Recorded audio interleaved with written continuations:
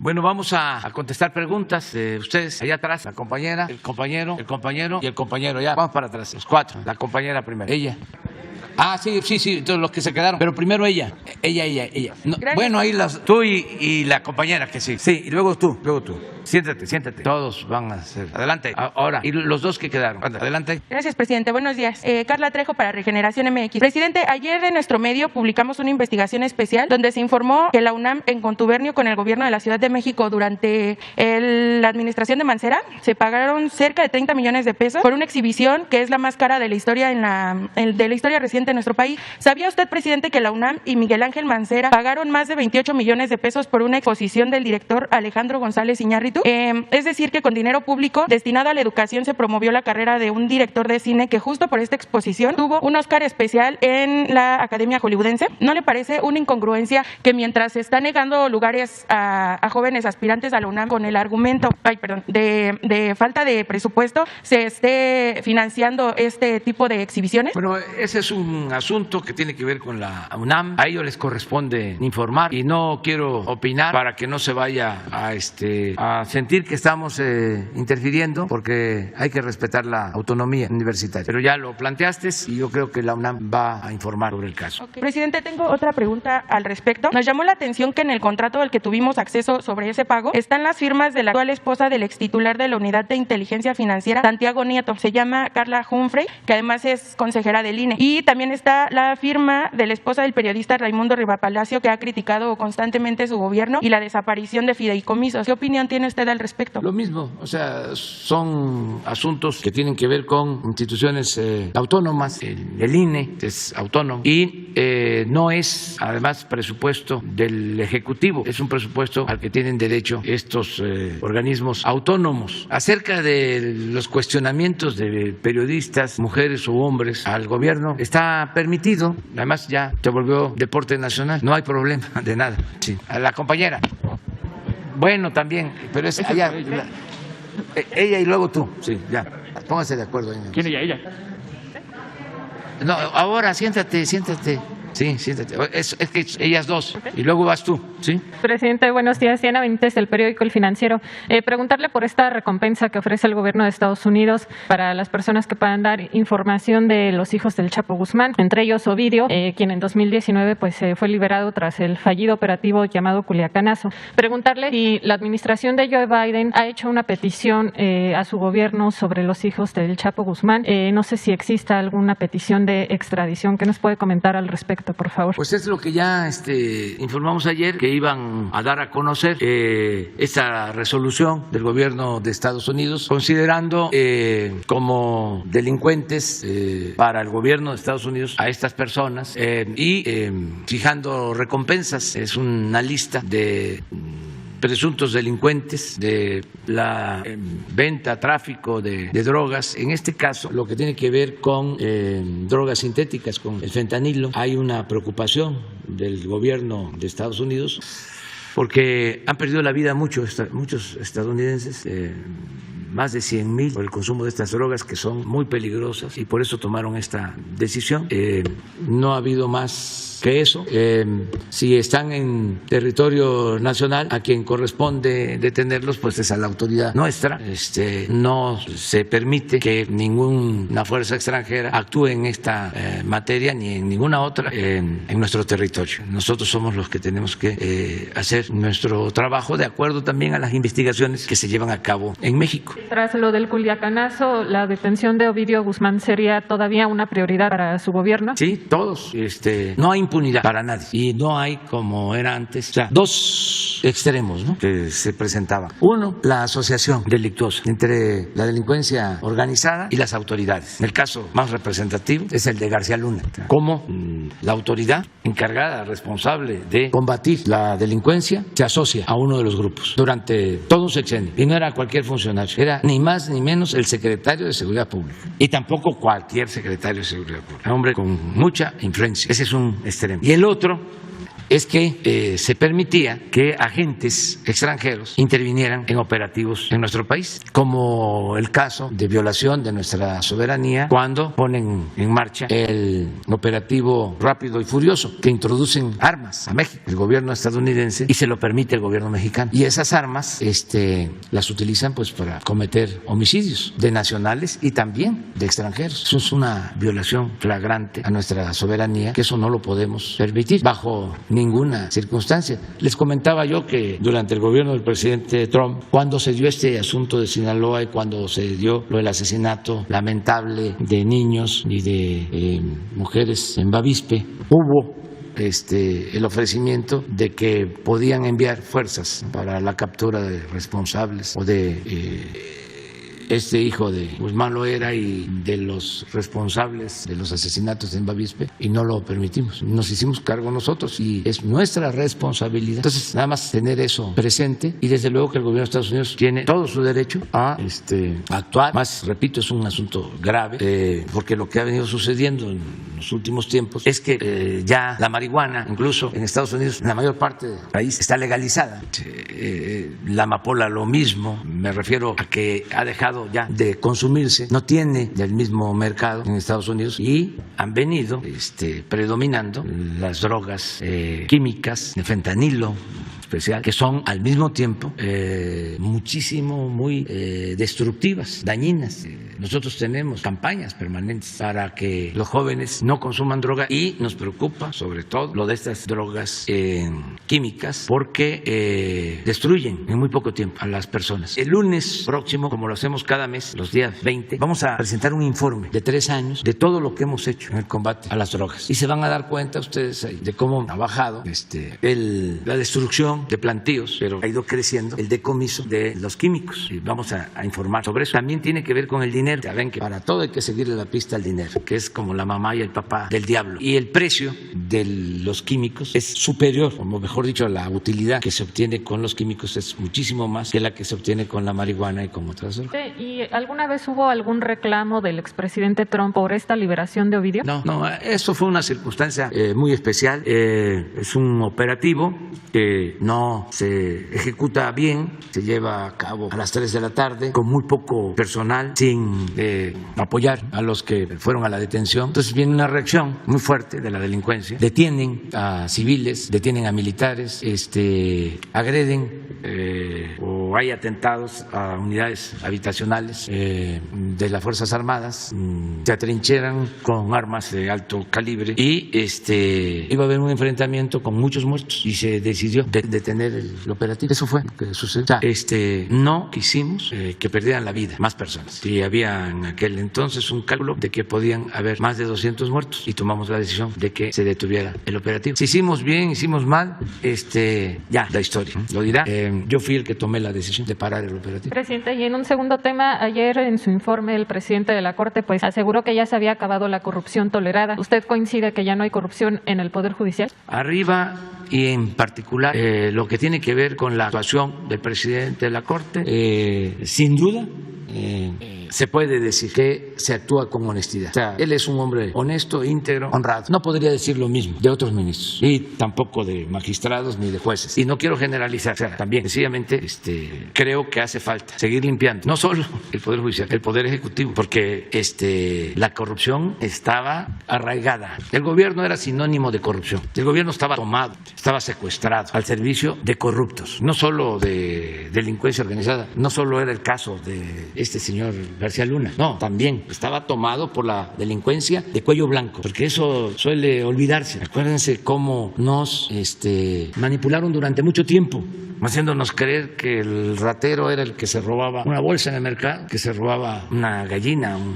pavo, la ropa tendida en el patio, los cilindros de gas. Ser el ratero. Y los grandes ladrones de arriba ni siquiera perdían su respetabilidad. Yo siempre me recuerdo de que hasta se les decía a los hijos, no en todos los casos, pero se les recomendaba: estudia para que cuando seas grande seas como don fulano, un reverendo ladrón. Era el ejemplo. Afortunadamente, como lo he dicho también muchas veces, es tan fuerte nuestra herencia cultural que viene de lejos. Somos herederos de civilizaciones extraordinarias. Entonces hay en el pueblo, en las familias, una gran reserva de valores culturales, morales, espirituales. Hay muchísimos casos, ejemplos, donde la gente del pueblo se burlan cuando hablo del pueblo bueno. Es que existe el pueblo bueno. Hasta hace poco en el campo no se sabía qué era el robo. Los campesinos sembraban su maíz y lo guardaban en trojes en el campo y nadie les robaba el maíz. Eso no estaba contemplado en el quehacer cotidiano, en la forma de ser, de vivir. Una vez conté y hasta lo puse en un libro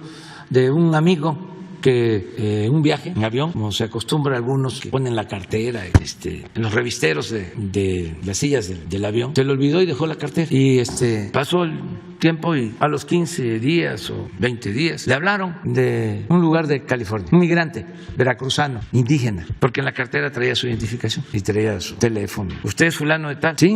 ¿Perdió su cartera? Sí. Se supone que ese avión llegó aquí a la ciudad o a donde tenía que llegar y de aquí salió allá a California o a cualquier lado. Y el inmigrante se sentó y ahí vio la cartera, y la agarró y le habló. ¿Y cuánto tenía? Pues tanto. Sí, yo la tengo. ¿Cómo se la mando? Indígena del norte de Veracruz, una comunidad. Dice que le llamó la atención y le dijo, oiga, ¿por qué hace esto? Porque así me enseñaron mis padres, hacer el bien sin mirar a quién, y todo lo que se haga por ayudar a otros siempre tiene una recompensa. Pero eso es una cultura.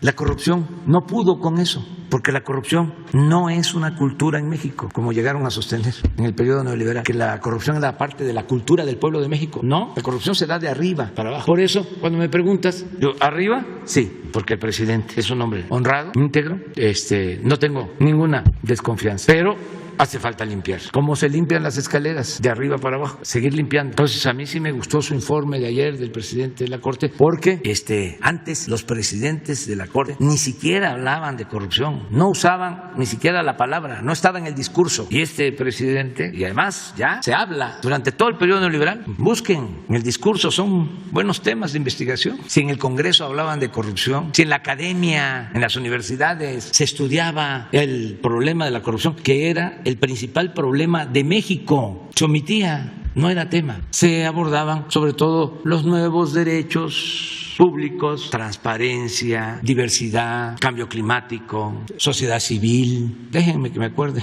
Pero la corrupción que origina la desigualdad, no solo en México, en el mundo, no se trata. Ahora que fui a la ONU, eso les fui a decir, que a la ONU le faltaba una sacudida, porque no es posible que impere la corrupción en el mundo, que por eso se produzca una monstruosa desigualdad y que de ahí se deriven muchísimos problemas: migración, la destrucción de los territorios, desde luego la violencia. Y hay comisiones de todo, pero no hay nada para combatir la corrupción, para denunciar la corrupción y denunciar la inmoralidad que significa el que haya tanta desigualdad, tanta pobreza. ¿Cómo van a sobrevivir 750 millones de personas con menos de $2 diarios? Y se publican las listas de los hombres más ricos y aún en pandemia, aún en crisis, siguen acumulando y acumulando y acumulando riqueza, y ni siquiera es una utilidad, una ganancia producto de actividades productivas, sino de la especulación financiera, porque obtener riqueza con actividades productivas pues significa empleos, pero esto no, que inventaron algo y lo venden por anticipado y ganan no sé cuánto.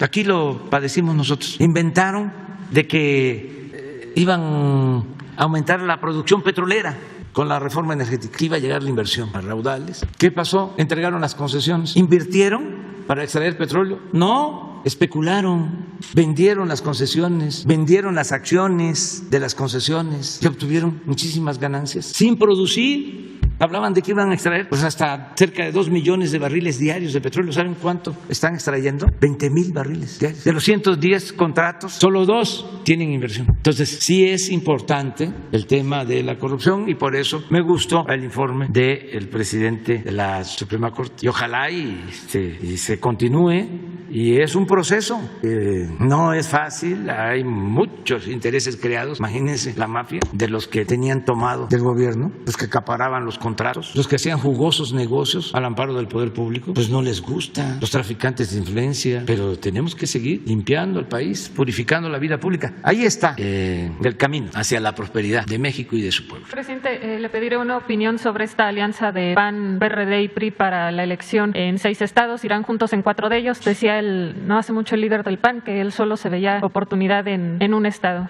Pues están en su derecho de asociarse, aliarse. No es noticia, ya lo hicieron.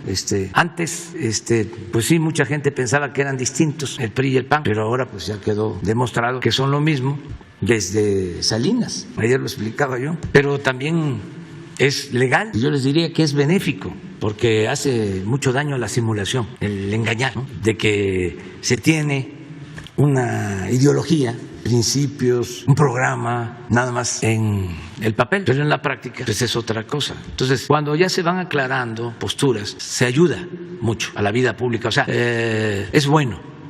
Nada de simulación. Y tienen además todo el derecho de unirse, asociarse. Lo hacen no solo los partidos en México, en todo el mundo. ¿Sí? Se agrupan y hacen alianzas cuando hay afinidad. Y aquí existe pues esa afinidad, porque pues son partidos que defienden el modelo neoliberal o neoporfirista y el pensamiento conservador. Entonces, ¿por qué no se van a unir? Nada más quedó la compañera y luego él y luego ya vas tú. Luego vas tú. Sí.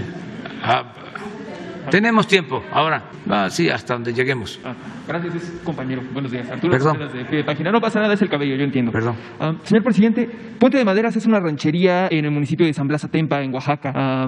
Hace un año, en 2020, se enteraron que ahí iba a llegar uno de los parques industriales del corredor transísmico. Las mujeres de ahí están muy preocupadas porque saben que con la llegada de un parque industrial y de grandes industrias pueden suceder cosas como las que han sucedido en Ciudad Juárez, en Chihuahua, o en la zona norte de la Ciudad de México, en toda la sección de Maquila, ¿no? Donde hay una violencia muy fuerte, donde hay feminicidios con una tasa muy alta. La gente de ahí está muy preocupada porque dicen van a llegar empresas, van a llegar fábricas y nos van a traer desarrollo, pero nos van a quitar el monte del que sacamos la leña para preparar nuestros alimentos, la comida que tenemos, ¿no? Van a traer fábricas y dicen que va a haber empleo, pero ese empleo no va a ser para nosotros, para los campesinos, ni para nuestros hijos, no, porque nuestros hijos no han ido a las universidades, no hemos tenido la oportunidad de mandarlo. Entonces, estos empleos van a ser para otras personas, ¿no? En esta transición de lo rural a lo industrial, ellos van a ser, dicen, esclavos de la mano invisible. Entonces, ¿qué le diría a todas estas personas que tienen miedo de la llegada del tren, del corredor interoceánico? Hay mucha gente que se ha estado amparando, no son los grandes opositores de derecha con sus ejércitos de abogados que ponen sus amparos, son organizaciones sociales, son organizaciones civiles, de gente del pueblo, de gente de las rancherías, que tampoco quieren el corredor transísmico porque no saben qué les va a deparar. ¿Qué les diría a estas familias? Pues que no tienen nada que temer,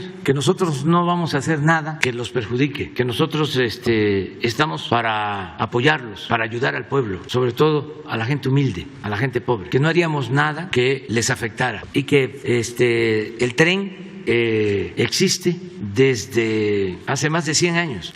Lo hizo Porfirio Díaz con una empresa inglesa, con su contratista predilecto, Pearson. Existía ese tren y eso es lo que se está haciendo, rehabilitando el tren. Y van a ver, y los puertos, que también los hizo Pearson, el de Salina Cruz y el de Coatzacoalcos, como también hizo el de Veracruz. Entonces eso ya existía.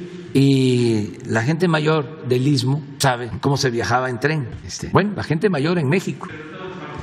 En todos lados, hombres y mujeres viajaban en tren. Y allí en el Istmo, las mujeres, en las estaciones y en todo el sureste, se subían las mujeres a vender pan y queso, camarón seco. Hay unas delicias de ciruela curtida. Nada más que todavía no he desayunado. Pero entonces esto es parte de la vida. En el caso de los parques industriales son 10 nada más en toda la franja. Cada uno tiene en promedio como 380 hectáreas y se va a cuidar de que no sean empresas contaminantes, que no se destruya el medio ambiente. Pero además es para darle trabajo a la gente del Istmo. Porque va a haber manera de trabajo. Ya ahora se está dando trabajo porque se está rehabilitando la vía, porque se están modernizando los puertos. Mucha gente está trabajando. Capacidad, que no tengan la educación técnica necesaria, que no hayan... No, son maestros, son los herederos de los que hicieron Monte Albán, los trabajadores de Oaxaca como los trabajadores de la construcción de Hidalgo, de Puebla, son de los mejores del mundo. O sea, son los más solicitados en California, en cualquier parte de Estados Unidos.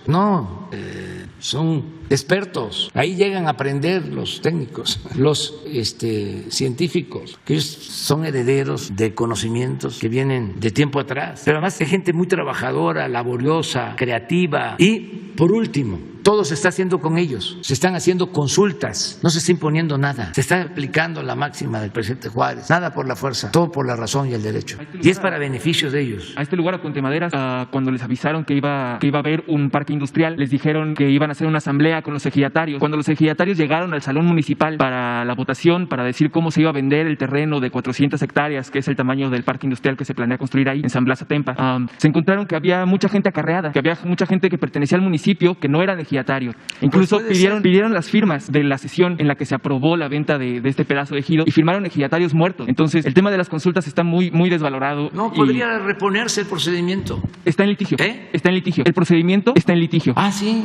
Y no hay problema. Se repone. Y tiene que ser democrático. Pero sí le puedo decir algo. La gente quiere el proyecto, la mayoría. Como el Tren Maya. Tenemos problemas con los grupos de la llamada sociedad civil y con ambientalistas. No de ahí, incluso con grupos ambientalistas y de la sociedad civil financiados por empresas extranjeras o por gobiernos extranjeros. Pero de todas maneras no pueden. Porque la verdad siempre se va a abrir paso. Decía Lincoln, al pueblo se le puede engañar una vez, 2 veces, pero no se le puede engañar todo el tiempo. Entonces, si está mal el procedimiento, se repone el procedimiento. Pero yo acabo de ir hace un mes y voy a seguir visitando las comunidades. Y no se hace nada en contra de ellos. Respecto al problema que pudiera surgir de inseguridad en las zonas, en estas zonas, ¿no?, en donde se van a instalar los procesos, las grandes fábricas, ¿no?, el corredor industrial, es normal que en donde haya industria, que pase de zona rural, se alcen los índices delictivos. ¿Cómo va a combatir eso? ¿Cómo va a asegurarle a las mujeres que los feminicidios? De la Secretaría de Marina, todo el corredor. Y no hay problema de incidencia delictiva en el Istmo como en otras partes. No existe problema de más violencia que en otras regiones. En general en Oaxaca. Y no crean que es también, vamos a regresar a lo mismo. Ojalá ya aprendamos a valorar la importancia que tienen las culturas prehispánicas. ¿Saben por qué no hay violencia en Oaxaca y en los pueblos indígenas? O es mucho menor que en otras partes, por sus tradiciones, por sus costumbres, por su organización social comunitaria. Muchas veces lo manifesté aquí cuando fui jefe de gobierno, en Milpalta, que tienen todavía su organización tradicional comunitaria. En aquel entonces no había delitos, nada que ver con la delegación Cuauhtémoc. ¿Y por qué? Porque pues hay desintegración de las familias, no hay vida comunitaria. En los pueblos indígenas hay mucho respeto. Además, ellos mismos tienen sus policías y saben que los policías en las comunidades, en los municipios de Oaxaca, de usos y costumbres sobre todo, dan servicio, porque todos los miembros de una comunidad tienen que dar servicio. Hasta el presidente municipal tiene que dar servicio. No cobran. Y los jóvenes comienzan precisamente dando servicio como topiles, como policías. Ellos cuidan. Entonces, por eso están garantizadas las comunidades o están protegidas las comunidades. La misma gente se cuida, se protege. Además, hablaba yo, ahí está la Marina, en todo el cinturón, se va a hacer cargo no solo del Istmo, tiene la Marina también el cuidado de las 2 refinerías, Minatitlán, Salina Cruz y los puertos. Entonces, sobre tu preocupación o la de otras personas, va a ser atendida. Seguramente quienes están en esto van a ir allá y van a hacer asambleas a partir de que lo estás planteando aquí y van a ver el asunto. Gracias. Una segunda pregunta rapidísima. Sobre esta semana le hacían una pregunta sobre los acuerdos alcanzados en la COP26 de Glasgow en Escocia. México no ha actualizado sus metas de cambio climático en los últimos 6 años. Entonces quería saber si su gobierno tiene algún plan para actualizar estas metas y para reforzar la lucha contra el cambio climático. Sí. Además de la energía termoeléctrica y lo que ya nos ha anunciado. Y enviamos ya un documento, lo puedo puntualizar. Primero, menos extracción de petróleo. O sea, ya hicimos el compromiso de que no vamos a extraer más de 2 millones de barriles diarios de crudo. Y ojo, porque en todo esto del cambio climático hay mucha hipocresía. Quienes tienen la bandera del cambio climático y hacen hasta cumbres al mismo tiempo que hablan de la preocupación del cambio climático, están autorizando producir más petróleo. ¿Mandé? Sí. Sí, entonces nosotros estamos actuando con sinceridad. Eso en cuanto a la extracción del crudo. Lo segundo, menos uso de combustóleo y de carbón para la producción de energía eléctrica. Tenemos un proyecto para modernizar turbinas y equipos en hidroeléctricas. Tenemos un proyecto para crear un parque de energía solar en Sonora. Va a ser el parque de energía solar más grande de América Latina. ¿Qué más? Bueno, no hemos dado concesiones para la explotación minera. ¿Sabes cuánto entregaron? Lo voy a repetir porque a diferencia de los escritores que no deben de repetirse, nosotros los que tenemos una responsabilidad como gobernantes tenemos que repetir y repetir y repetir, porque nuestra labor es de hacer conciencia, porque eso es lo más importante, cambiar la mentalidad del pueblo, la revolución de las conciencias. Entonces, en el periodo neoliberal entregaron concesiones para la explotación minera equivalente al 60% del territorio nacional, 120 millones de hectáreas, de Salinas a la fecha, como nunca en la historia. Ni Porfirio Díaz enajenó tanto suelo patrio como los neoliberales. Y muchos ambientalistas y de la sociedad civil callaron como momias, no dijeron nada. Fuimos de los únicos que denunciamos. No tiene que está interesante. Bueno, pero hay tiempo para todos. Entonces, ya no se dan concesiones. Se prohibió lo del maíz transgénico. Sí. Estamos en eso. Se prohibió el fracking para la extracción de hidrocarburos.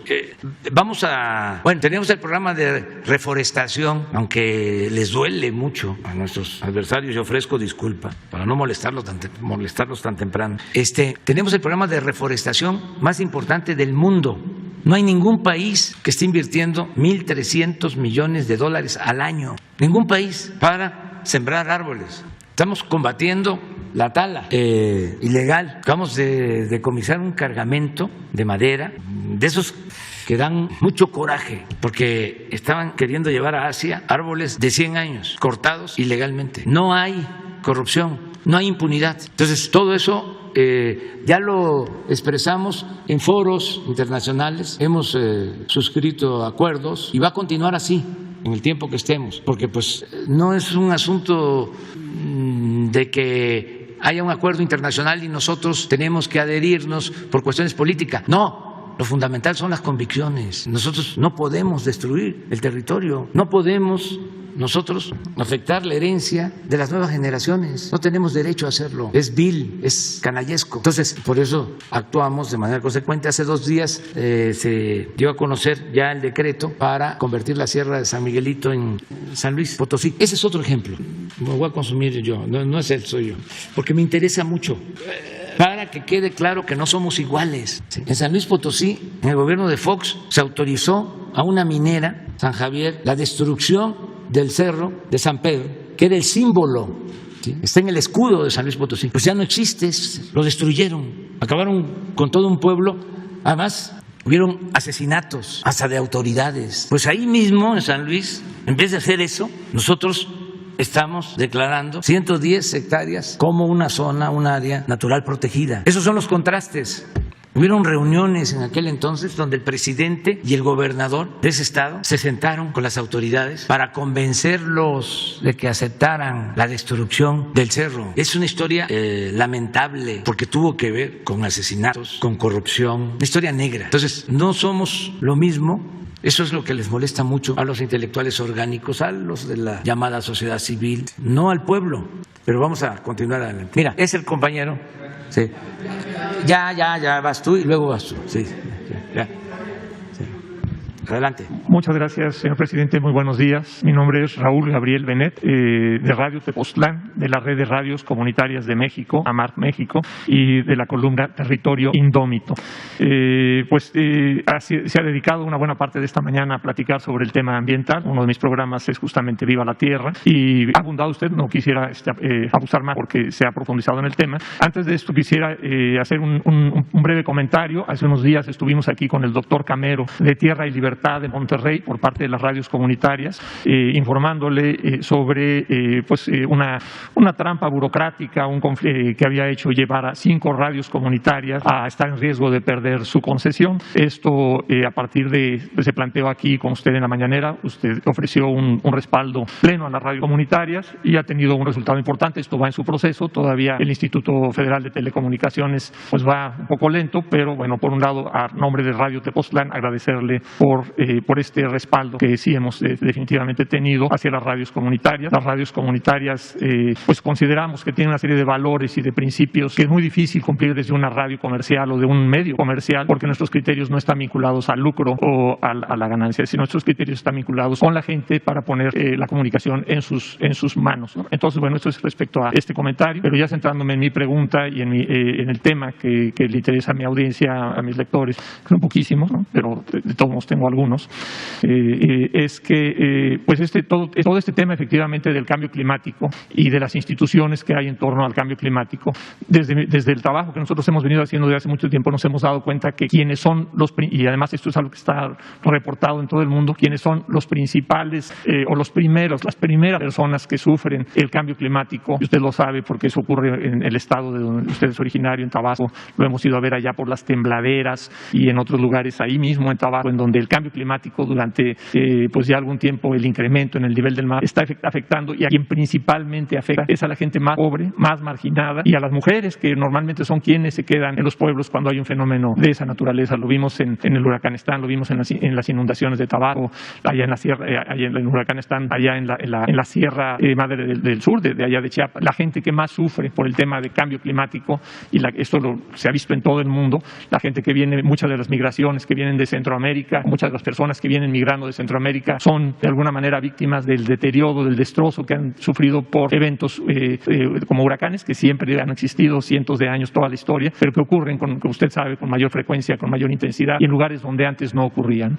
Entonces, en este contexto en donde sí efectivamente la gente pobre, la gente de los pueblos y de las zonas rurales en todo el país, en todo el mundo es la principal afectada, hay una serie de instituciones que se han dedicado a estudiar y a proponer políticas y a hacer diagnósticos y a hacer propuestas de ver cómo es que se puede reducir la vulnerabilidad de los pueblos ante el cambio climático. Es así el caso específicamente del Instituto Nacional de Ecología y Cambio Climático, el INEC. El día de ayer estábamos viendo que hay que estuvo circulando, posiblemente, conocimos que estuvo circulando un preproyecto, no estoy seguro si es el nombre técnico correcto, pero una especie de preproyecto para un decreto que desaparecería al Instituto Nacional de Ecología y Cambio Climático y lo integraría a la Secretaría. Entonces, bueno, pues entre la gente con la que estamos continuamente dialogando sobre estos temas, hay desde la gente efectivamente de organizaciones de la sociedad civil, organizaciones no gubernamentales, que consideran, y así lo dicen públicamente, que al gobierno le estorba el medio ambiente, le estorba el cambio climático para sus propios proyectos. Hay otras organizaciones que más bien dicen, bueno, realmente requerimos de este tipo de instituciones con una independencia de criterio que hacen este tipo de investigación para proponer política pública a los que son realmente los ejecutores, en este caso la Secretaría de Medio Ambiente,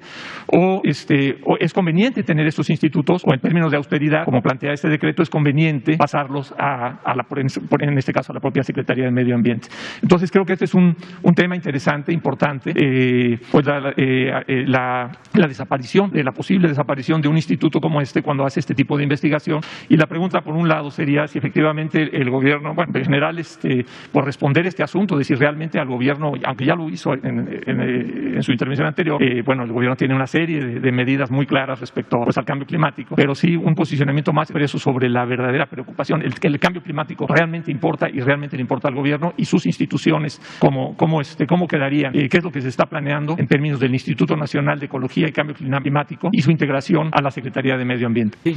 Mira, es un asunto de fondo que aquí se ha planteado siempre. Yo creo que con la implantación de la política neoliberal, los creadores de este esquema de saqueo fueron alentando una serie de políticas que desde luego tienen una justificación, pero que al mismo tiempo distraen o permiten que no se enfoque el problema principal, o sea, que no nos ocupemos de lo que origina todo lo demás, o que atendamos las consecuencias, no las causas. Esto lleva tiempo, o sea, es un debate importante, ¿no? Entonces fueron creándose estos nuevos derechos, lo del medio ambiente, cambio climático es lo nuevo, ¿sí? Entre otras cosas, pero así muchas otras. Entonces, el saqueo, el robo, ¿sí? La opresión, el que haya cada vez más desigualdad, eso no tuvo la misma importancia. Cuando nosotros estudiamos en la ciencia social, lo que se veía más era cómo se acumulaba riqueza en unas cuantas manos a costa del empobrecimiento de las mayorías. era leer a Franfano, Los Condenados de la Tierra, era a Galeano, Las Venas Abiertas, América Latina. Era otro enfoque completamente distinto en la ciencia social. De repente fueron apareciendo todos estos nuevos derechos. No los descalifico, ¿eh? Entonces, ¿qué tenemos que hacer si hablamos de cambio climático? Vamos a ver cómo está distribuida la riqueza. ¿Qué es, como tú mismo lo estás afirmando, lo que más afecta y produce el cambio climático? Pues la pobreza, porque si la gente no tiene para comer, eso que estamos hablando de la tala, pues lo tienen que hacer, porque no tienen opciones, no tienen alternativas. ¿Y por qué no tienen alternativas? Porque el presupuesto y los bienes públicos se acaparan, porque se permite el robo, la corrupción. ¿Por qué no se hablaba de corrupción en México y en el mundo? Sí. Queremos imitar, ¿no?, lo que hacen en Europa o en otros países. ¿Por qué no imitamos lo que hacen en Dinamarca o en Suecia o en los países nórdicos, en donde no hay corrupción? Y como no hay corrupción, no hay pobreza. Y como no hay pobreza, no hay inseguridad ni tienen violencia. Y hay conciencia ecológica y se protege el medio ambiente. Acaban de decidir que ya no van a extraer petróleo en Dinamarca. Ah, pero eso no, se copia. Entonces, que los ambientalistas, siendo bondadosos con ellos, llamándoles de esa manera, no se hayan dado cuenta de cómo destruyeron el territorio en el periodo neoliberal y que no hayan dicho nada. ¿Tú crees que a mí me puede preocupar si ellos dicen de que al gobierno no le preocupa el medio ambiente? No tengo ningún problema de conciencia. A los que no les preocupa el medio ambiente es a ellos, que son unos farsantes, que utilizaron el tema, la causa, como modus operandi, porque pues se vive bien. Hasta se puede recibir dinero del extranjero, de organizaciones no gubernamentales, y se tienen sueldos buenos, y se tienen oficinas. Es un poco lo de la ONU que hablaba yo. Sobran organismos de la ONU. Y hay una burocracia en la ONU dorada: medio ambiente, derechos humanos, protección a las mujeres, diversidad, de todo. Pero, y en esencia, ahora que fui a la ONU, les dije, no han hecho prácticamente nada para combatir la corrupción y para enfrentar las desigualdades. Les puse de ejemplo lo de las vacunas. Nosotros presentamos una propuesta, una resolución en la ONU para que se distribuyeran vacunas a través de la ONU. Se creó un mecanismo, COVAX. Bueno, ¿cuántas vacunas ha distribuido la ONU? 5% de las vacunas aplicadas en el mundo. Es un mecanismo para vacunar a los pobres. 95% las farmacéuticas privadas. ¿Ya ha dicho algo la ONU sobre esto? ¿Se ha pronunciado? No. Entonces, lo del medio ambiente. Claro que tenemos nosotros un plan muy definido y ya lo que no queremos es que continúe la simulación, porque es el colmo para saquear y para que volviéramos a ver para otro lado y nos mantuvieran entretenidos. Crearon una constelación de organismos autónomos todos, de la sociedad civil, con presupuesto público, dinero que ya no le llegaba a los pobres, sino que se quedaba en estos aparatos, en el mejor de los casos para análisis de la realidad, no para transformar la realidad, para hacer estudios. Hay una diferencia entre lo que es la academia y el gobierno. Las universidades, los centros de investigación deben de tener todo el apoyo para hacer ese trabajo. El gobierno tiene que llevar a cabo acciones en beneficio del pueblo. Entonces, medio ambiente, aparte de la Secretaría, ese organismo que tú estás planteando, y creo que 2 o 3 más, para lo mismo, para cuidar el medio ambiente, para proteger el medio ambiente, que no lo puedes hacer con un organismo, si hay realmente voluntad, si no es solo una farsa, si es nada más para que tengan trabajo los amigos y hasta que puedan hacer negocio. ¿Saben que en el sexenio anterior los que estaban en medio ambiente daban los permisos? Se llama MIA, ¿cómo es? La MIA, Manifiesto de Impacto Ambiental, MIA. Si había dinero de por medio, trabajaban en la Secretaría y tenían despachos privados. ¿Quieres que te demos la MIA? Yo te recomiendo de que busques a unos expertos en medio ambiente en este despacho, ahí te pueden hacer el trabajo. Y ahí le hacían los estudios y se autorizaba. Y tengo pruebas de lo que estoy diciendo, de la corrupción que prevalecía. Y no dudo de que siga habiendo, pero estamos limpiando. Entonces, no es que no nos importe el medio ambiente, al contrario, nos interesa mucho. Lo que no queremos es que medren, que saquen raja de estas causas y que nos digan. Hay una consigna ahorita que está en contra nuestra, como dice, ciencia sí que, obediencia no. Ciencia. ¿Es ciencia eso? ¿Quién sabe? Eso es corrupción. Y no estoy descalificando a los científicos, pero era un lucrativo negocio. Y era por eso, porque el neoliberalismo implicó para México, de que puede esto trasladarse a lo mundial, implicó el saqueo más grande en la historia de nuestro país. Y hubieron muchísimas distorsiones y ayudaron muchos, corrompieron a la academia, a la intelectualidad, a los medios de información, no todos. Yo recuerdo que cuando empezaban las críticas de los que defendían los órganos autónomos, los fideicomisos, todo esto que se fue creando para cooptar, para decirlo coloquialmente, para maiciar, venían los desplegados, los abajo firmantes, y algunos decían, no puede ser posible que sean tantos científicos, intelectuales, escritores. Y yo decía, sí, son miles, porque fueron 36 años de predominio de la política neoliberal, neoporfirista. Entonces, sí, lo coparon todo, pero no por eso vamos a continuar nosotros con lo mismo. Tenemos que seguirle dando dinero al CONACYT para que los científicos, entre comillas, del CONACYT le entreguen dinero a las empresas para hacer investigación sobre tecnología, algo que se puso de moda, igual que el cambio climático. Es innovación tecnológica.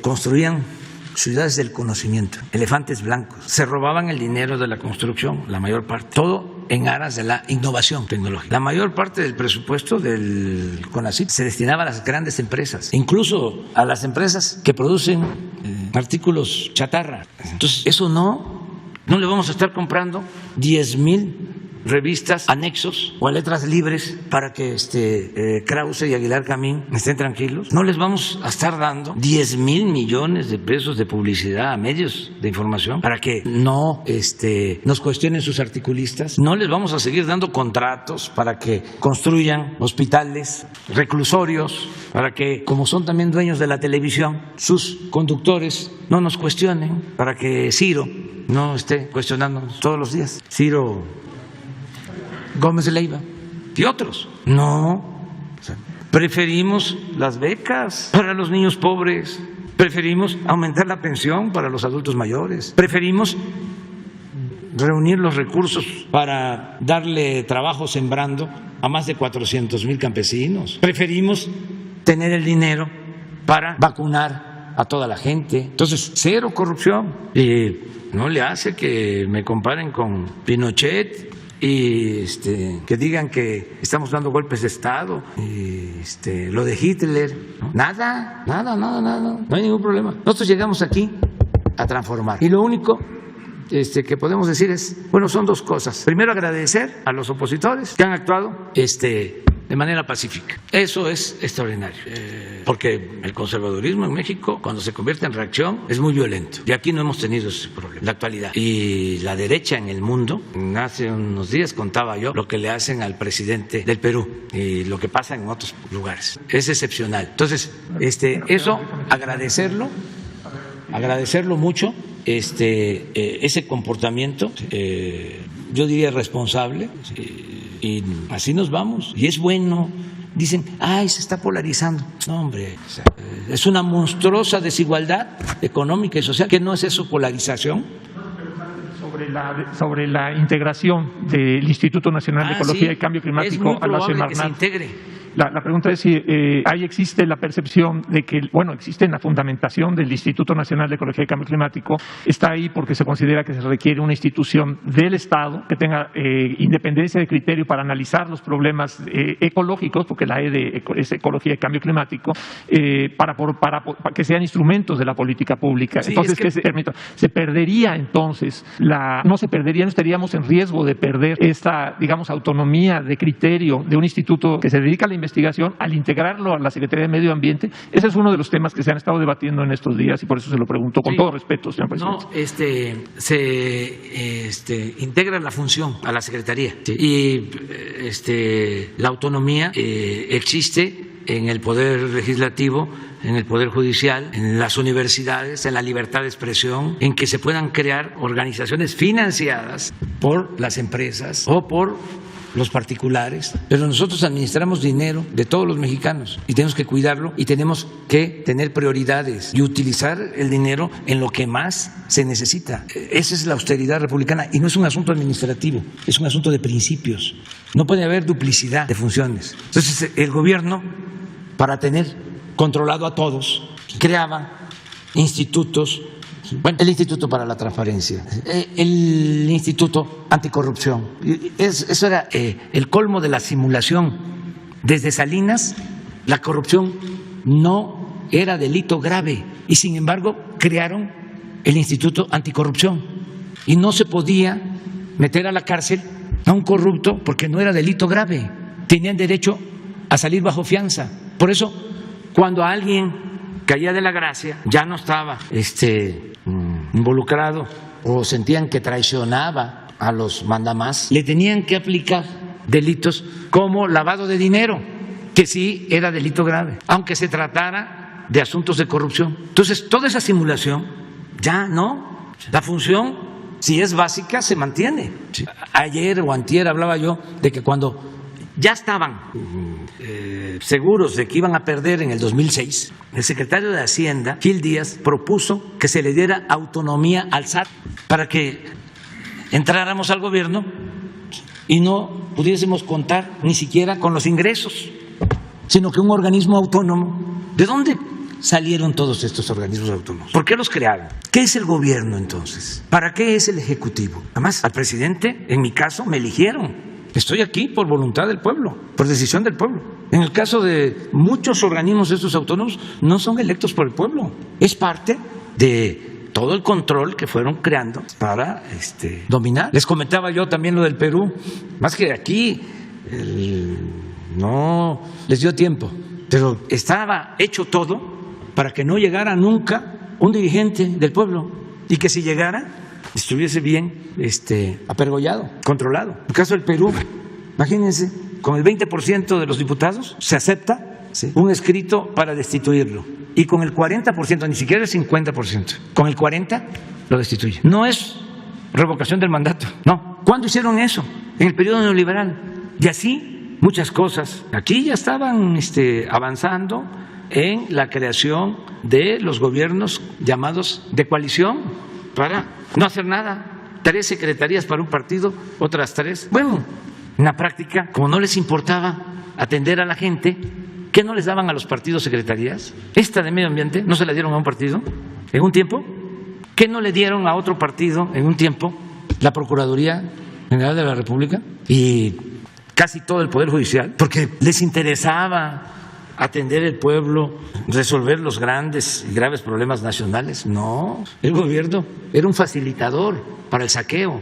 Entonces se podían gastar todo el presupuesto en crear organismos para la simulación, mientras robaban a manos llenas. Es muy interesante el debate sobre los organismos autónomos y la sociedad civil. Habían organizaciones de la sociedad civil que recibían dinero de Hacienda, no pagaban impuestos porque tenían fundaciones, o sea, presumían con sombrero ajeno porque todo era deducible de impuestos. Pero es muy importante que traigas estos temas y que se vaya analizando. Y sí, estamos haciendo una revisión, o sea, lo que llamamos reforma administrativa, porque entre más ahorremos, ¿sí?, más dinero liberamos para el bienestar de la gente, para atender lo que consideramos fundamental, más importante. Muchas gracias, señor presidente. Muchas gracias, le agradezco. No, pero quedamos con la compañera. Y luego allá, ya. Y luego tú, ¿sí? Tú también. Sí. Guadalupe Lizárraga, de Los Ángeles. Señor presidente, recientemente usted ha mencionado que estar de acuerdo en utilizar la figura del testigo, el programa del testigo protegido o criterio de oportunidad en México para recuperar recursos y ampliar información en casos de corrupción, como en el caso del exgobernador César Duarte. Un programa además que han utilizado los gobiernos neoliberales para promover la impunidad. En 2019 expuse aquí ante usted que durante el gobierno de Felipe Calderón se utilizaron a más de 600 testigos protegidos para incriminar a miles de personas y sobre todo de narcotráfico y secuestro. Uno de estos casos ha sido el testigo protegido Zenia, que le pide a usted ayuda. Él tiene un protocolo de Estambul positivo en tortura en 2018 y le pide ayuda porque él lo obligaron a incriminar a 8 personas que están ahora en prisión preventiva, prisión sin sentencia, llevan 10 años en prisión y esta persona, el testigo protegido, lo están volviendo a buscar del Ministerio Público para que ratifique sus delitos denuncias, sus falsas denuncias, y además que pueda dar su identidad. Otro testigo protegido, falso también, fue con el alias Apolo. Este testigo protegido fue de la FEADLE, utilizado para simular la investigación de mi colega asesinada Miroslava Brysh. Este testigo Apolo también fue torturado, y la responsable de esa tortura fue la agente del Ministerio Público, Iris Gabriela Santoyo Huervo. En el caso de la FEADLE también atrajo el caso del exgobernador Javier Corral, que fue denunciado por delitos contra un reportero, el reportero Gabriel Benzor de La Opción de Chihuahua, que le quitó, además de quitarle el celular, fue privado de su libertad, fue además abuso de autoridad, y esas denuncias se estaban llevando a cabo en Chihuahua. Sin embargo, lo atrajo la FEADLE, y como una forma para proteger al gobernador Javier Corral. Hace unos meses, el titular de la FEADLE, Ricardo Sánchez Pérez del Pozo, en el cargo desde 2017, habló a la UNESCO sobre los avances que se tienen contra la impunidad en los asesinatos de periodistas, y pues ese discurso lastima a la sociedad mexicana, a los familiares de las víctimas y por supuesto a nosotros como gremio periodístico. Aquí mi pregunta, señor presidente, es si su gobierno no estaría confiando en programas y funcionarios que a todas luces han fracasado en el combate a la impunidad con los anteriores gobiernos. Usted, como titular del Poder Ejecutivo, ¿podría intervenir para parar esta simulación en investigaciones criminales? Esa es mi primera pregunta. Sí, mira, cuando se trata de actos de violación de derechos humanos y está demostrado que hubo tortura mediante estos mecanismos que se aplican, nosotros procuramos que las personas queden en libertad, o sea, quienes fueron víctimas de tortura. Y la Subsecretaría de Gobernación tiene esa instrucción precisa, nada más que se tenga la certificación. O sea, es una norma. Los que, de acuerdo al protocolo internacional, demuestran que fueron torturados, tienen que ser liberados y tiene que considerarse todo el proceso, por si, como tú lo planteas, si fue a través de estas torturas, como se incriminó, se acusó a otras personas que están en la cárcel, también se tiene que tomar en consideración este hecho. Entonces, esto que estás planteando es con Alejandro Encinas. Lo otro, no olvidemos que la Fiscalía es autónoma, y lo tengo que estar repitiendo porque no es que no se sepa, es que tardó mucho tiempo la Procuraduría dependiendo del Ejecutivo. No solo la Procuraduría, el Poder Judicial. Durante siglos el poder de los poderes era el Ejecutivo, el Poder Legislativo y el Poder Judicial eran apéndices, hablando de nuevo de la simulación. Esto viene desde la época de Porfirio Díaz. Claro que existía el Poder Judicial, claro que existía el Poder Legislativo, claro que habían elecciones, claro que habían juicios, pero se hacía lo que convenía al titular del Ejecutivo, al presidente. Así era. Y la Procuraduría, pues hasta hace 3 años, dependía del presidente, del Ejecutivo. Ahora ya no es así, ya es autónomo. Y como lo acabamos de decir en el caso del Poder Judicial, hace falta limpiar. Es lo mismo.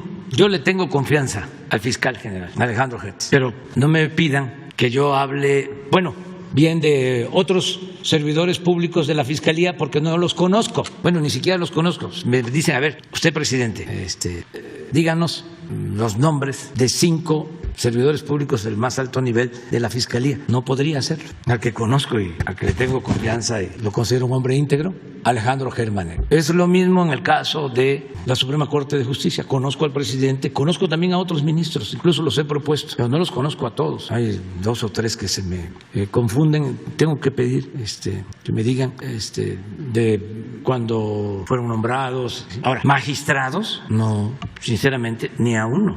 Jueces, tampoco, porque no puedo, no podría yo, porque además son otros poderes. Yo he llegado pues a la conclusión, desde antes de asumir la responsabilidad de presidente, planteé, va a ser muy difícil que la estructura de gobierno la cambiemos de abajo hacia arriba. Del Poder Judicial, por ejemplo, de jueces para arriba. Además, es un poder independiente. Pude haber enviado una iniciativa de reforma constitucional para cambiar por completo el Poder Judicial. Dije, no, se tienen que reformar ellos mismos, sin injerencia del Ejecutivo. La reforma tiene que surgir del mismo Poder Judicial. Y me conforme con cuidar que las personas que yo enviara al Senado para formar parte de la Suprema Corte, que fuesen gentes rectas, íntegras, con la idea de que si arriba se limpia, los de arriba se van a encargar de limpiar todo. Por ejemplo, hay algo que es interesantísimo en el Poder Judicial, que es un órgano clave para purificar la vida pública en ese poder, el Consejo de la Judicatura. Ahí me esmeré porque me tocó a mí presentar 3 propuestas. Y ahí está el maestro Batis, ahí está la licenciada de Gives, que los dos los considero de primera, y la que acaba de hacer Loreta. Eso me tocaron a mí. ¿Por qué? Porque creo que son 7 miembros los del Consejo de la Judicatura. Es el presidente y 3 ya hacen mayoría. Con ese órgano se podrían hacer muchísimas cosas. Y sí están trabajando, pero haciéndoles una crítica fraterna, respetuosa, cariñosa, les falta más fuerza. Es que estamos en un proceso de transformación. No se puede estar pensando que vivimos en tiempos de normalidad política. Una transformación es como una revolución, lo es pacífica y es muy profunda lo que se está realizando. Es muy profundo lo que se está llevando a cabo, se está realizando. Es arrancar de raíz la corrupción, que es, ya lo dije, el principal problema del país. Es un cambio radical, entendiendo que la palabra radical viene de raíz, es arrancar. Entonces, no es tiempos para la burocracia de que llego a la oficina, antes paso a desayunar con unos amigos, ya no se acostumbra mucho a leer el periódico, pero bueno, veo la información. Todavía hay síntesis informativa. ¿Qué dicen los columnistas? El caso es que se llega a la oficina a las 10, ya a las 2 ya hay que ir a comer, luego regresar a las 5, a las 7, de lunes a viernes, sábado y domingo.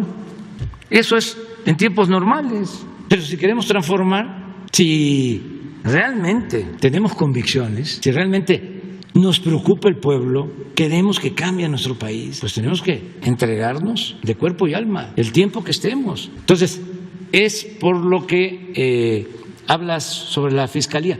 Eso corresponde a la Fiscalía y esperemos que actúen bien en los casos de Chihuahua que me estás planteando.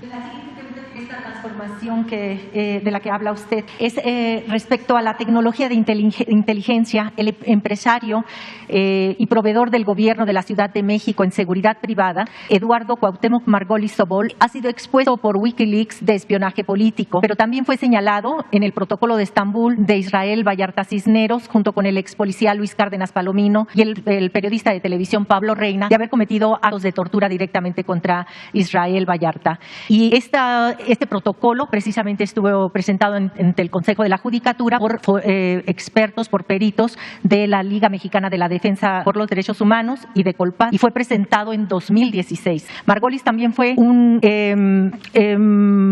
una persona que, con el tráfico de influencias de García Luna, llevó a la cárcel a George Cury-Layón en 2005. Tiene 3 detenciones arbitrarias y fue torturado en 2009. George Cury-Layón también le dio opinión de libertad a la ONU en 2017 y la Secretaría de Gobernación ahora en 2019 también le dio un reconocimiento de inocencia con el estatus de preso político.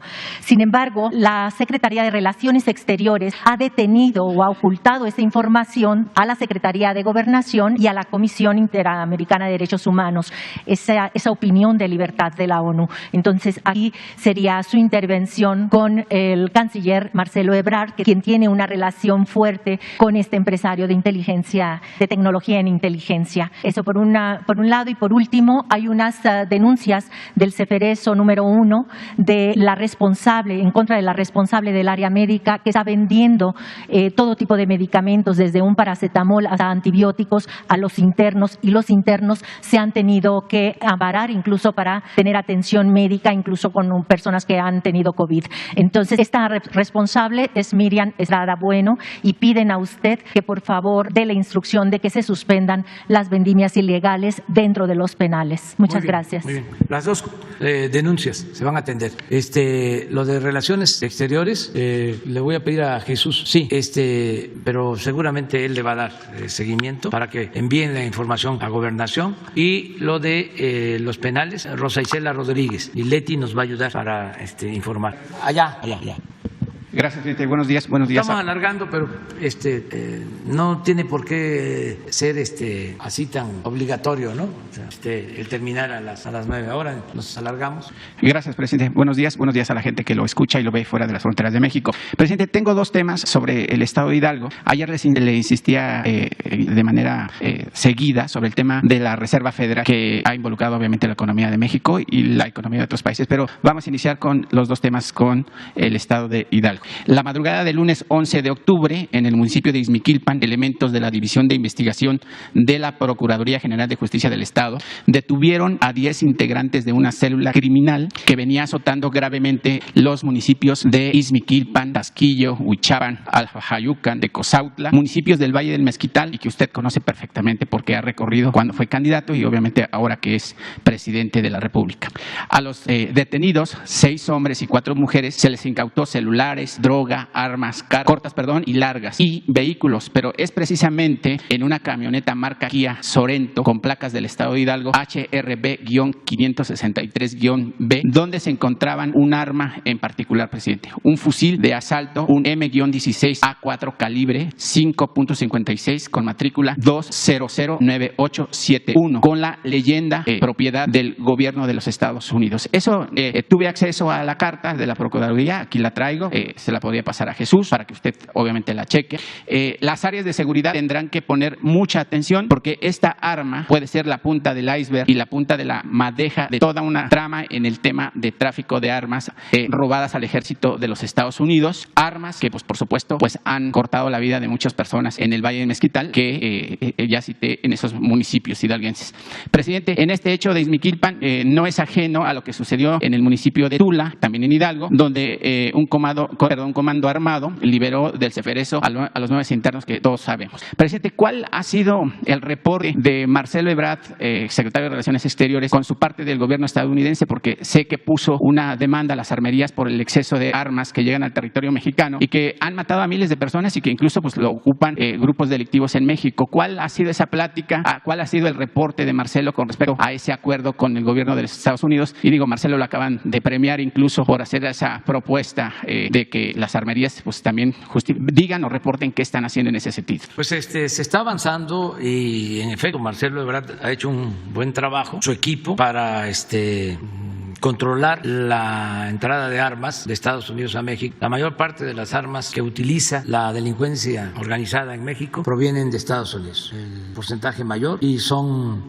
parte del comercio negro ilícito por la falta de control que existe en Estados Unidos.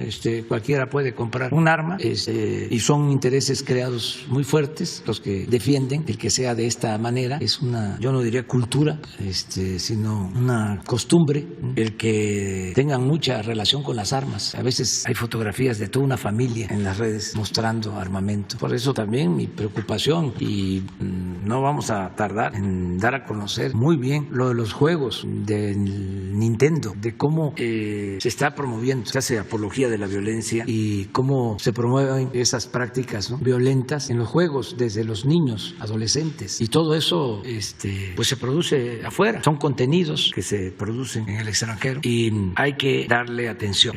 Yo le voy a pedir a Marcelo que informe sobre lo que se está haciendo en esta denuncia que se presentó en Estados Unidos, cómo va, a qué acuerdo se ha llegado, si te parece. Sí, pero también se participaría el ejército, porque finalmente pues existe esa arma sellada con el nombre del ejército norteamericano y bueno, pues ahí hay un problema que involucra tanto al ejército mexicano al ejército norteamericano como las bandas delictivas que pues prácticamente están azotando la seguridad de los alcaldías del Valle del Mezquital, que prácticamente pues también ha subido de la delincuencia por el tema del huachicoleo y usted lo sabe perfectamente y el gobierno del estado también lo sabe. Sí, con los datos que nos des se tiene que abrir una investigación sobre esta, lo vamos a hacer. Sí, yo le paso ahí a Jesús la carta que tuve acceso. Y aparte que Marcelo informe sobre lo que se está haciendo. Presidente, y sobre el tema de Pemex también en Hidalgo, pues pareciera que la elección del nuevo líder sindical para sustituir a Romero de Champs, que prácticamente es el culpable del quebranto financiero de Pemex, porque pues parecía rey con los hijos y la familia gastándose el dinero de los mexicanos a costa pues de la pobreza de los mismos.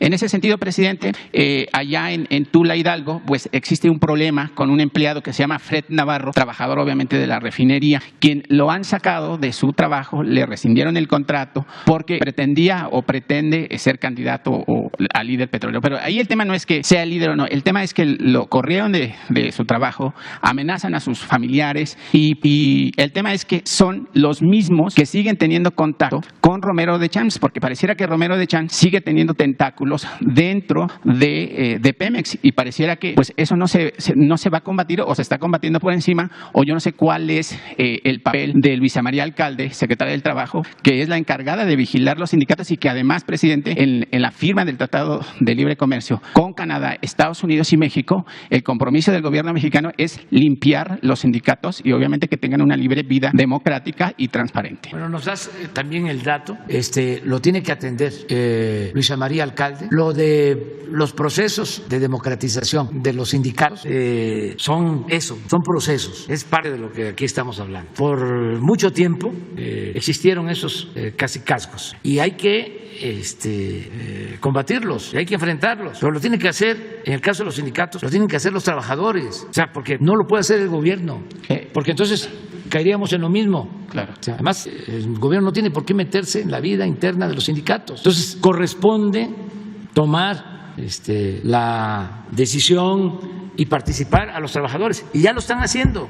Pero dentro de del sindicato específicamente, por ejemplo, también está de los telefonistas, no. Existen los amigos, los compadres, los cuñados de los delincuentes que se enriquecieron de los sindicatos en los años del PRI y el PAN y que ahora quieren seguir teniendo el poder a base de sus amistades. Pero los caciques duran hasta que el pueblo quiere y la libertad no se implora, se conquista. Son procesos. Aquí hemos hablado de eso. Lo que nosotros tenemos que garantizar es que el voto sea libre y secreto. Para elegir al dirigente del sindicato petrolero, los trabajadores van a tener su teléfono, ni siquiera van a tener que ir a una asamblea para que los vean. Desde su intimidad van a marcar y ahí van a votar. Secreto. No es como era antes. A ver, tu ficha, ¿por quién vas a votar? No, claro que existen todavía las prácticas antidemocráticas. Si nosotros ganamos en el 18 y todavía tenemos que enfrentar, bueno, hasta el mismo INE lo tenemos que enfrentar.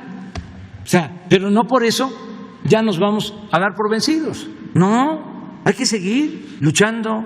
Esa es la utopía, ese es el ideal. Es algo que uno tiene ahí, que lo está uno viendo, que quiere uno llegar a ese sitio. Esa es la utopía. Y camina uno hacia allá y se aleja. Y tiene uno que seguir caminando. Entonces se llega y se alcanza, pero hay veces que no. ¿Pero qué es la utopía? ¿Qué es el ideal? Lo que nos hace caminar, lo que nos permite vivir con dignidad, luchando por causas justas, queriendo convertir ideales en realidad. Esa es la vida, esa es la felicidad. Entonces, está empezando el proceso de democratización de los sindicatos. Adelante, los trabajadores. Esto que estás denunciando sobre el despido injustificado de un trabajador, eso nos corresponde a nosotros. Sí, se cometió una injusticia, se castiga a los responsables y se devuelven derechos y se repara el daño. Eso ya no hay, no se permite. Por eso es muy bueno esto que hacemos aquí, porque no solo son casos aislados, sino el que vaya quedando la idea general de cómo tenemos entre todos, ayudar a tener una sociedad mejor. Y el tema de la FED, que seguramente es importante, ahora que me escuche, se presenta la inyección de más de 3,000 billones de dólares a la economía norteamericana por parte de la Reserva Federal, la FED por sus siglas en inglés. Lo único que logró fue impulsar una inflación más alta y ahora la vida de los estadounidenses se encareció mucho más, alcanzando ya una inflación de 6.8%, un crecimiento nunca antes visto en 40 años. Sobre ese tema, presidente, quiero decirle que la inflación en México, sé que me van a atacar ahí, pero no importa, no es culpa de su gobierno. No es culpa de su gobierno por no haber aplicado un esquema económico adecuado, sino porque la inflación que vive nuestro país se genera por el comportamiento económico de los Estados Unidos, es decir, un efecto dominó en todo el mundo. En ese rubro, presidente, quiero decirle que me reuní el pasado lunes en Chicago, Estados Unidos, con unos académicos e investigadores de la Universidad de Harvard y Cambridge, hijos de migrantes mexicanos en segunda generación. Y me dijeron que el proyecto neoliberal del que usted tanto habla aquí en las mañaneras, efectivamente presidente, ya no es sostenible. Pero además ven con buenos ojos el compromiso de su gobierno al no endeudar al país con organismos internacionales de carácter crediticio. Pero también comentaron, presidente, que la inflación que se genera en México está siendo empujada por otro factor interno adicional al comportamiento inflacionario norteamericano que ya mencioné. ¿Cuál es ese factor o quiénes lo están generando?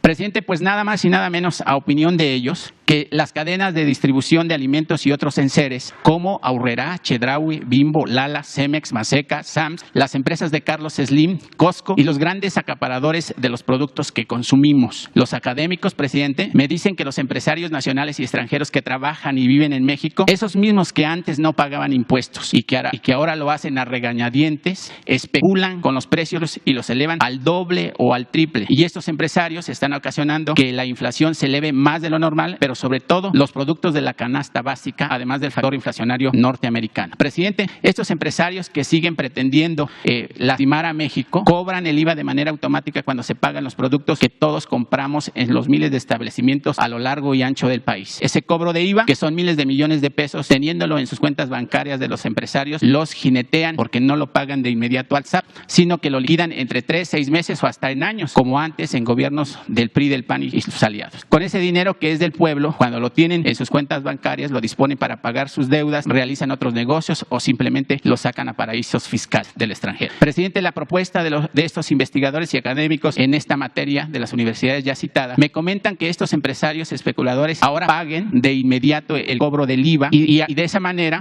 pues el dinero del IVA se vaya a las arcas públicas de México y de esta forma se evitaría la especulación de precios y su gobierno, teniendo ese capital, podría generar más empleos de lo que México requiere en este momento. Presidente, ¿qué dice de la propuesta? ¿Qué dice pues de estos empresarios que obviamente usted también pues los ha señalado que no pagaban impuestos y que ahora lo hacen, pero lo hacen pues también a regañadientes? Pues, en general, bueno tu planteamiento o lo que ellos opinan.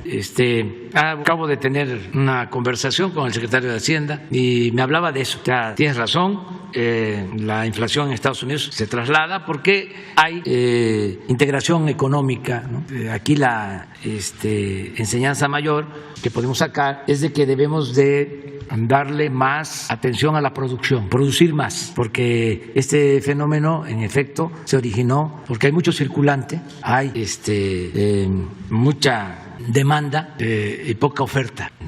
Tiene también que ver con los efectos del COVID, cómo se afectaron las cadenas de producción en el mundo, los incrementos en los costos del transporte marítimo, el incremento en los precios de los alimentos, el acero, toda una serie de factores. Pero si tenemos más producción, evitamos que se produzca más inflación. ¿Qué pasa no solo en México, sino en todo el mundo también? Que hay quienes se aprovechan. Si hay inflación, entonces los aumentos de precios van más allá. Tan es así que el secretario de Hacienda me informó que le había hablado a Carlos Salazar del Consejo Coordinador Empresarial para pedirle que se informara, y aquí aprovecho también para hacer extensivo este llamado, a productores, distribuidores, de que no abusar en una circunstancia como la que estamos enfrentando. Esto que les estoy comentando fue de ayer, o sea que coincide con lo que tú estás planteando. Pero además lo dicen, presidente, académicos investigadores de las universidades que al principio apoyaron mucho el neoliberalismo y que ahora, pues obviamente ellos mismos dicen pues que ya fue, ya no sirve. Sí, pero yo quiero decir esto, ¿no? Que no todos los empresarios ni todos los comerciantes, o sea, no quiero generalizar, actúan de manera abusiva. Y sí, también puedo decir que ante un fenómeno así de inflación se aprovechan, no todos, pero sí se aprovechan, fabricantes, distribuidores, comerciantes en el mundo. No es un asunto solo de México. Entonces, por lo que a nosotros corresponde es este llamado a decir, bueno, si tienes una inflación del 7% y además se habla de que va a ser transitorio, todavía no se decide o se define su duración. Hay quienes hablan de 6 meses, de menos de 3 meses, 6 meses, 1 año. No abuses. Y si es del 7, ¿por qué aumentas el 20% de tu producto? O sea, estás incrementando tus costos, sí, pero no te aproveches de la circunstancia. Una de las cosas que yo le comentaba al secretario de Hacienda que vamos a hacer es que así como estamos dando a conocer quién es quién en los precios de los combustibles, vamos también a informar sobre el quién es quién en los precios de los artículos de primera necesidad. Va a ayudar bastante esto. Te lo informo, Ricardo Sheffield, para que te prepares. cuando él tenga una información para ver quiénes abusan, o sea, quiénes son ventajosos y quiénes están actuando pues con incrementos ajustados a la situación del mercado, ¿no? Y ahora sí nos vamos a ir. Si saben una cosa, me quedó el compañero, sí. ¿No podrías esperar para que seas el primero el lunes? O porque vamos mañana a tener la conferencia en Tabasco. ¿Puedes para el lunes? Y hacemos las listas para el lunes. Sí, pero no. Ya es que si no se nos va el tiempo. Y no solo somos nosotros, sino que la gente dice, está ya muy largo, ya parece simposio. Sí, por favor, el lunes, ¿sí? Pero el lunes, quédate. Mira, tenemos culturas que nos hermanan. Los incas, los mayas, los mexicas, sí, tanto que queremos al pueblo de Perú. Que viva Perú. Nos vemos el lunes aquí. Sí, sobre eso yo hablo. Sí, el lunes. Es muy interesante el tema. Es porque es el presidente del Perú. Muchas gracias, presidente. Mi nombre es Beto Ortiz, soy periodista de Willax Televisión de Lima, Perú. El lunes último usted anunció algo que causó mucha sorpresa en el Perú, que México había enviado una delegación de su gobierno para ayudar a nuestro país en momentos difíciles. Pero también nos contó usted que fue el propio presidente Castillo que personalmente lo había llamado a pedirle ayuda, porque según dijo, los peruanos conservadores, el sector neoliberal, apoyado incluso por Vargas Llosa, ha desplegado una campaña mediática para derribarlo, para despojarlo de todo. Incluso usted mencionó, querían que se quite el sombrero, ¿no? Despojarlo de su sombrero, y que las clases acomodadas de Lima lo marginan, lo discriminan y se tapan la nariz cuando lo ven pasar. ¿Podría explicarnos de qué manera o en qué van a consistir exactamente las ayudas que va a brindar México como hermano mayor al Perú? Y también de qué manera usted, quizá como un hermano mayor de don Pedro, podría defenderlo de una muy posible nueva solicitud de vacancia o destitución en el Congreso. Muchas gracias. Bueno, nosotros somos muy respetuosos de la independencia de los países. Es un principio de nuestra política exterior, la no intervención y la autodeterminación de los pueblos. Pero también, como parte de la política exterior de México, nosotros tenemos que defender la cooperación o llevar a la práctica la cooperación para el desarrollo entre países y pueblos, y también derechos humanos, y siempre buscamos un equilibrio. Cuando me habla el presidente del Perú, me dice que están atravesando por una situación difícil, acaba de llegar, no hace mucho. Hay que tener como antecedente de que fue una elección cerrada, él gana, pero le tardaron mucho tiempo en reconocerle su triunfo, hubieron presiones muy fuertes, y no querían que él llegara a la presidencia. Afortunadamente resistieron los órganos electorales y se le da el triunfo que legal y legítimamente le otorgó la mayoría del pueblo de Perú. Pero desde que llega empieza a enfrentar actos de resistencia a su gobierno, de oposición a su gobierno. No tengo todos los elementos, pero sí creo que está padeciendo de una guerra sucia, mediática, porque aunque no tengo la información, eso es lo que aplica el conservadurismo en todo el mundo, más en el continente americano. Tienen el control de la mayoría de los medios de información y desatan campañas de desprestigio de todo tipo. Entonces me habla y me dice, es una situación difícil porque además estamos padeciendo de la inflación, de esto que estamos aquí tratando. Nada más que seguramente en el Perú no están los opositores contextualizando, no están explicando de que esto se está produciendo en Estados Unidos y que no se daba desde hace 40 años y que en Europa llevaba también 30 años sin padecerse la inflación que ahora tienen, sino seguramente se lo están cargando todo al presidente Castillo, como también la crisis tan lamentable y dolorosa por el COVID, que Perú perdió muchas vidas. Es triste decirlo, de que es el país del mundo con más muertos, y eso pues no es culpa de él, Él acaba de entrar. Sin embargo, la verdadera doctrina del conservadurismo en cualquier parte es la hipocresía y la deshonestidad, en el sentido amplio, y en particular la deshonestidad intelectual. Entonces me habla, dice, es difícil, ¿cómo nos pueden ayudar? Y le digo, cuenta con nosotros porque eso es una especie de preparación a un derrocamiento, echarle el pueblo encima. Lo que practican en otras partes, lo que hemos visto ya en la historia, lo que están haciendo, por ejemplo, con Cuba desde hace mucho tiempo, bloquean para que el pueblo se le eche encima a su gobierno. O sea, y no les importa el que no tengan alimentos o que no tengan medicinas, todo por los intereses políticos, ideológicos. El humanismo lo hacen a un lado. Fuimos allá. Fue una representación del gobierno de México, fue el secretario de Hacienda, porque eso fue lo que le planteé. Digo, voy a que platiques con el secretario de Hacienda de México y con los que manejan los programas de bienestar en nuestro país para ayudar al pueblo de Perú en lo que podamos. Y fue el secretario de Hacienda, fue un avión de la Fuerza Aérea Mexicana con 2 funcionarios más, la subsecretaria de Bienestar y la encargada de Cooperación Internacional de la Secretaría de Relaciones Exteriores. Estuvieron allá y ofrecimos ayudar con combustible, se ofrecieron vacunas, pero ya la verdad tienen vacunas. Y en el caso del combustible nos plantearon de que tienen el gas, que están saliendo. Lo que les importó más fue la cuestión social, el programa de apoyo a adultos mayores, de cómo implementarlo en el Perú para que haya una pensión a todos los adultos mayores, sobre todo a los pobres, y la atención a los jóvenes, con un programa que nosotros tenemos que se llama Jóvenes Construyendo el Futuro, que todo el joven que no tiene trabajo, que no está estudiando, se le contrata, se le paga un salario mínimo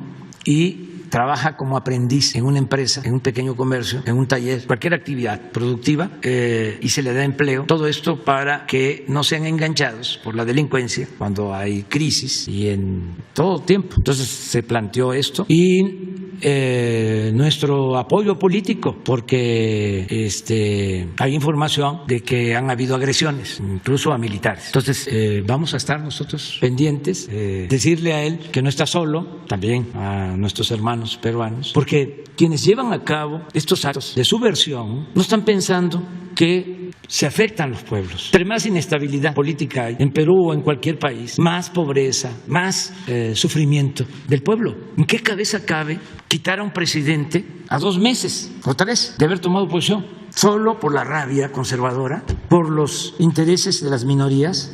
A mí me gustaría que Vargas Llosa estuviese defendiendo la democracia de Perú, porque aunque no se tenga simpatía o afinidad en lo político, en lo ideológico, por encima de todo está la democracia, que es el poder del pueblo, la voluntad del pueblo. Si el pueblo peruano decidió votar por este presidente, ¿por qué apostar a derrocarlo? Y no hace falta en los tiempos actuales utilizar a los militares. Ya no es como cuando se daban los golpes de Estado o tomaban el poder los militares en el Cono Sur, en Argentina, en Chile, en otros países. Ya no, ahora es el poder mediático y el poder del dinero. Y estos mecanismos que fueron creando durante el periodo neoliberal para que siempre sea la oligarquía la que domine y tenga libertad para saquear a los pueblos. ¿Qué es eso? ¿Tú escuchaste? Una reforma para que con el 40% de los votos se quite un presidente. ¿Quiénes tienen el poder? Las minorías. No lo tiene el pueblo,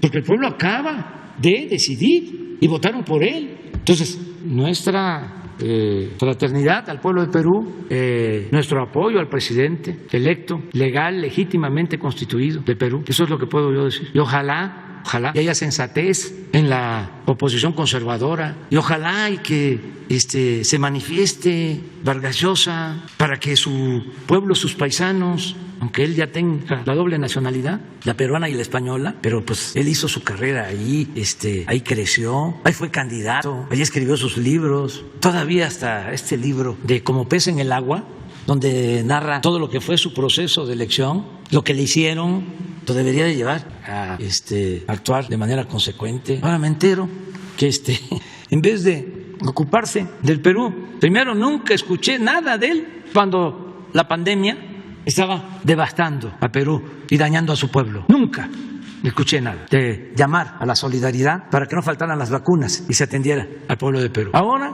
con lo de Castillo, del presidente Castillo, él apoyando a la señora que anteriormente era su opositora. Papá de la señora, señor Fujimori, fue al que él enfrentó cuando fue candidato. Pero por su conservadurismo ve en el presidente Castillo una amenaza comunista. Y ahí va a apoyar a la señora Fujimori, su conservadurismo. Cuando he hablado con el presidente Castillo 2 veces, es un hombre bueno, esa es mi impresión, no es de malas entrañas y quiere el bien para Perú y sobre todo para los pobres de Perú, que han sido siempre olvidados. Y ahora me entero que en vez de ayudar a su pueblo, está manifestándose a favor del candidato conservador de Chile, un candidato que dice que Pinochet fue un paladín de las libertades. A ese candidato está apoyando el señor Vargas Llosa. Pero bueno, todo nuestro respeto, ¿no?, para él. Un gran escritor. Pero una cosa es el ser intelectual, el ser escritor, y otra cosa es la política. Y sobre todo la política que tiene que ver con hacer historia, que tiene que ver con apoyar a los pueblos, con tenerle amor al pueblo. Yo estoy de acuerdo de que él no podía estar apoyando a dictadores de América Latina, como apoyar a Trujillo, que por cierto es uno de sus mejores libros, La fiesta del chivo. Y a partir de ahí ya, porque cuando los escritores, decía un crítico ruso, se entregan por entero a la mentira, pierden hasta la imaginación y el talento. Ya no le he leído algo tan bueno como lo que escribí antes. Ahí nos vemos. Adiós.